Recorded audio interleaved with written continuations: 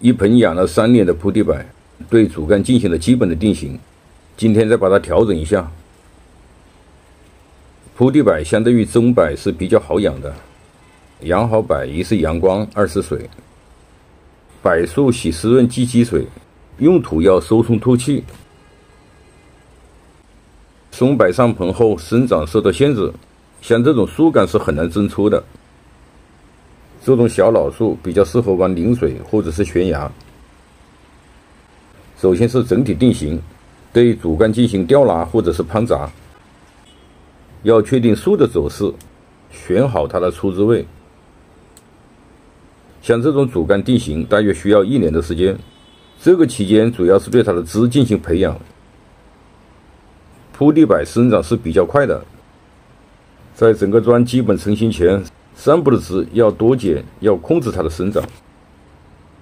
下面的出枝生长比较慢，尽量的放养，最后再做修剪整形。像这种操作在悬崖盆景的造型中一般都要用到的。顺便提一下，柏树的修剪，剪枝干而不剪叶，叶是用手揪。对枝条做了一个基本的修剪，现在对主干进行最后的定型。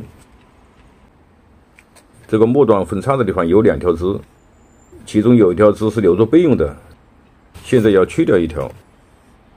从枝的走向看，这个枝与主干几乎在同一条直线上，这个枝与主干形成了一个拐点，过渡自然。悬崖盆景生长慢，修剪要谨慎，剪错了又得花大量的时间进行培养，而且不一定到位。这个部位有点过直，看起来比较僵硬。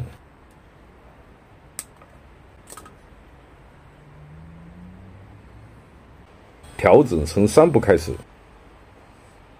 悬崖盆景的造型形式有很多种，做成什么样的事，第一弯是很重要的。这种小的悬崖盆景在主干和根的表现力不是很强的时候，要尽量的将干的变化幅度调大一点，把这个角度再调小，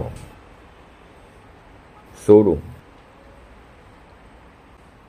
主干朝上扬，再形成下跌姿势。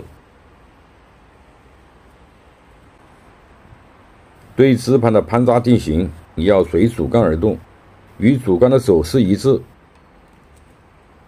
这种柏不像真柏，针叶生长有点凌乱，难形成云状。